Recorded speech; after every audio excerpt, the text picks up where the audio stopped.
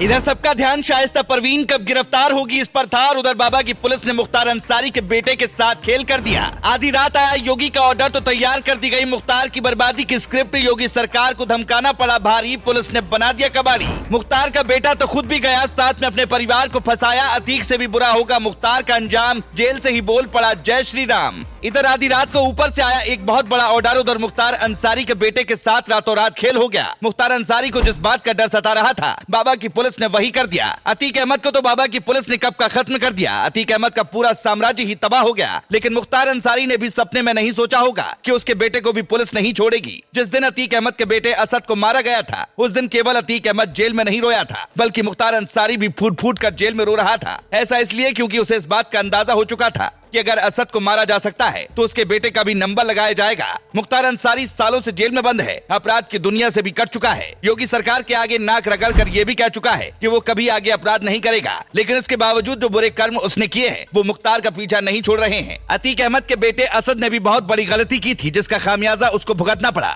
उमेश पाल को जब मारा गया था तब प्लान के मुताबिक असद को गाड़ी में ही बैठकर सब कुछ देखना था, लेकिन उसने जोश में आकर वही गलती की थी जो उसे नहीं करनी चाहिए थी। और ऐसी ही कुछ गलती मुख्तार अंसारी के बेटे से भी हो गई। जो जोश में मुख्तार के बेटे उमर ने योगी सरकार को ललकारा था और बदला लेने की बात तक कह डाली थी। बात 2022 के विधानसभा चुनाव की है जब मुख्तार के बेटे ने चुनाव प्रचार के दौरान आग उगली थी और आचार संहिता का उल्लंघन किया था। इसीलिए मुख्तार अंसारी के छोटे बेटे उमर अंसारी के खिलाफ उत्तर प्रदेश की मऊ जिले की अदालत ने गैर जमानती वारंट जारी किया है। यानी किसी भी वक्त मुख्तार अंसारी के छोटे बेटे का भी नंबर लग सकता है और उसे भी जेल की सलाखों के पीछे डाला जा सकता है। इसके अलावा कुछ ऐसी ही कोशिश मुख्तार अंसारी के दूसरे बेटे ने विधानसभा चुनाव के दौरान ही की थी। जब विधानसभा चुनाव जीतने के बाद उसने प्रशासन की अनुमति के बिना विजय जुलूस निकाला था। पहले ही मुख्तार अंसारी ने जो बुरे कर्म किए थे उसकी वजह से उसे जेल हुई और अब शायद उसकी पूरी जिंदगी जेल की सलाखों के पीछे ही गुजर जाएगी। लेकिन अब उसके दोनों बेटे भी बुरी तरह से फंसे दिखाई दे रहे हैं। एक बात कही जाती है कि अगर घर का लड़का काबिल हो तो कुछ भी बनाने की जरूरत नहीं है, वो बहुत कुछ बना लेगा। और अगर घर का लड़का नाकाबिल हो तो कुछ भी आप बना दो, सब कुछ मिट्टी में मिल जाएगा। मुख्तार अंसारी ने भी अपने समय में रुतबा, पैसा सब कुछ कमाया, लेकिन अपने बेटे को अच्छी शिक्षा नहीं दे पाया, जिसकी कीमत अब उसे चुकानी पड़ रही है। मुख्तार अंसारी का बेटा कभी भी गिरफ्तार हो सकता है, जबकि उसकी पत्नी भी फरार है। अब पूरे परिवार को एक ही चीज का डर सता रहा है कि कहीं किसी का एनकाउंटर न हो जाए, क्योंकि अतीक अहमद के परिवार के साथ क्या हुआ पूरी दुनिया ने अपनी आंखों से देखा है। योगी आदित्यनाथ ने जब से माफिया को मिट्टी में मिलाने की कसम खाई है तब से लगातार नॉन स्टॉप एक्शन जारी है। अब अपराधियों और गुंडों पर बाबा की पुलिस भारी है। अब अपराधियों को हर वक्त सताता यही डर है, अपराध करेंगे तो जेल ही हमारा घर है। हालांकि अब देखने वाली बात होगी कि मुख्तार अंसारी के बेटे को पुलिस कितनी जल्दी गिरफ्तार कर पाती है और क्या मुख्तार के बेटों के साथ भी असद वाला खेल तो नहीं हो जाएगा। क्योंकि जब जब उत्तर प्रदेश पुलिस की सब्र का बांध टूटता है, इतिहास गवाह है कि सामने वाले को 72 हूरों के पास ही भेज दिया जाता है। Bureau report.